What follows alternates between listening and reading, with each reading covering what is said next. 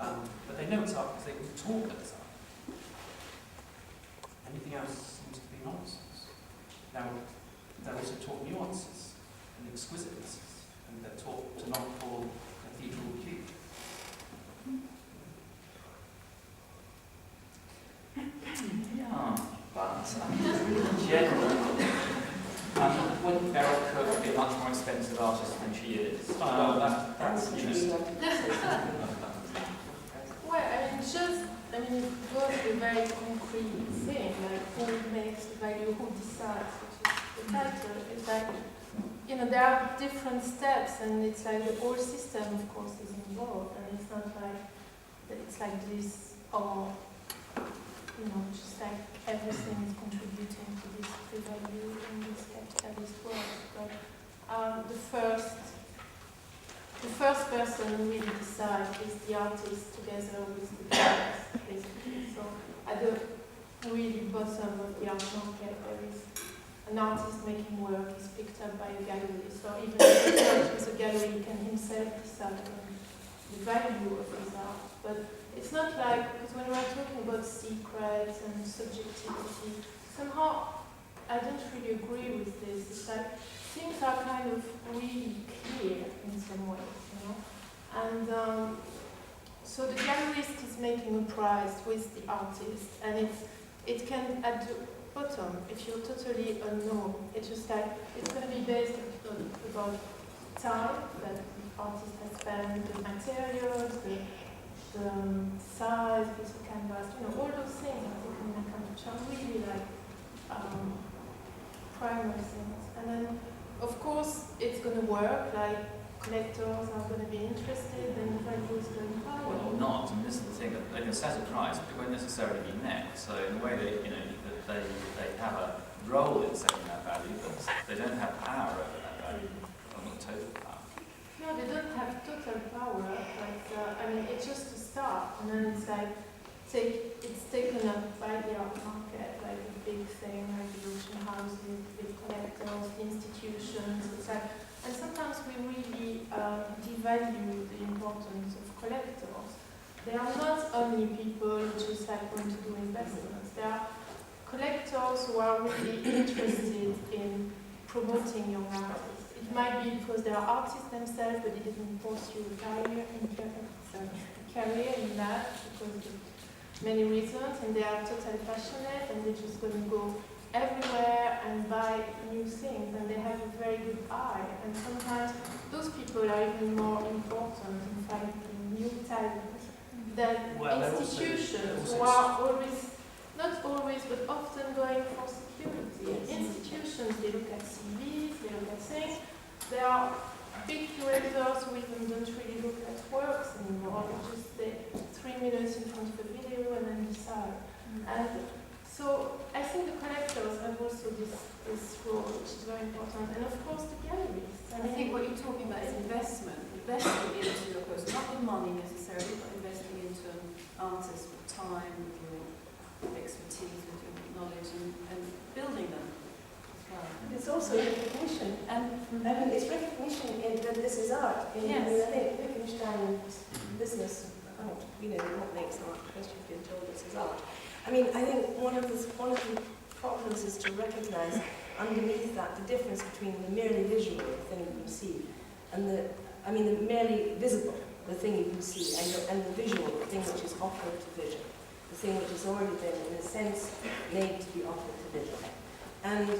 And I think that, collectors who come in, they're just sort of, not people with business interests and that kind of thing, but as you say, not even people who are artists or have some kind of penchant like that, but that something has been made visible for them. Something has been, in a sense, taken from the world, or made in the world in a way that they can possess, that they can, I don't mean possess it in that physical sort of fashion, but I mean in the idea of having a more total knowledge of it, because of the way it is. No, I disagree. I think that gold standard for the dollar, where is it? It's nowhere. Everyone knows that money is based on trust. It's nowhere. It's there isn't any gold standard in money. There certainly isn't a gold standard in art. So when you get a collector comes along to your studio and says, "I'll have this for £22,000," and they made up their mind in 5 minutes. They've never met you before in their life. They've listened to a tiny little bit of your philosophy, a little bit of the dealer's, spin doctrine, and off they go into a big collection of German. That's not the only Wait a minute, Trisha, I've seen this many times. And the thing is that they can be incredibly irresponsible. All of them together. You can have Francois Pinault, and he can come along and say, £200,000, I'll have this. The artist is immediately priced out of the market. It's the artist's fault too for being so greedy. Before the artist knows it and the gallery knows it, no museum can buy it. So it looks good for Pinault, because look at the situation. He only has to spend 12% of his year's earnings to get put the Garnier. And then, it's fantastic advertisement for him to have several spectacles in there. But is it responsible? How transparent is it? Where's the gold standard? I'm talking about the person who's coming with £800, Wolf. I'm not talking about the person I'm with talking about the art market. Yeah, no, but I help a lot of people buy things that are only £1,000. I mean, because I help a lot of my students make their first set. So how much is your mortgage? How much is my How mortgage? much is the mortgage? How much does it cost to bring a child up? And so on. If a person wants to live a normal life, they're not going to just be selling a... They just can't live like that. And if they do live like that... I'm not talking about forever they sell nothing but that, but I mean, there are plenty of people who would be quite happy to sell something in their studio for £1,000. Sure. I'm building on a new model because I want to revise what we did before. Well, it's not a new model, nothing's a new model. It's a hybrid model, let's say, everything's hybrid. It's called a hybrid. And it occurred to me the other day that I know all these wonderful young artists, and some of them don't have a voice, and some of them certainly, they'll never show their work, they'll just be quiet, but are brilliant artists. And they're just quietly working away and all of this. And then you have other artists who, especially the Goldsmith breed, who I find are incredibly adept at speaking of their work, promoting themselves, going out there, I've never seen so much strategy as some particular artists I've worked with. As young as 21, 22, I've been quite sort of beside myself. And so that there's just, you kind of have to find a way of helping them in a way that they can all benefit, whether they're brilliant in one way or shine one way or another. And so the other day, suddenly thought, well, we've got this warehouse.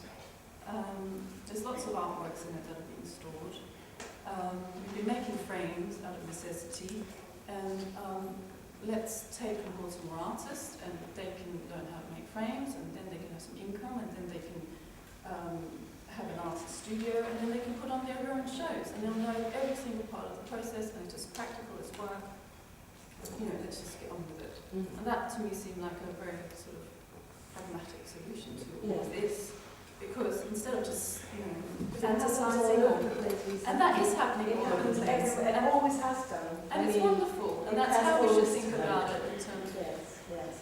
doing, not there are talking. different problems in England. Yeah, In England, the Arts Council for many years supported galleries instead of supported workshops, yeah. whereas in Scotland they supported workshops instead of Well, galleries. Scotland are really And that's, and you see the difference there in the way in which artists can work. exactly. I think. But I see a return to that again, which is very positive and empowering. Okay, on that positive note, you've been speaking quite a while. I think we'll throw it over to the audience. So if anyone has questions or comments, great to hear.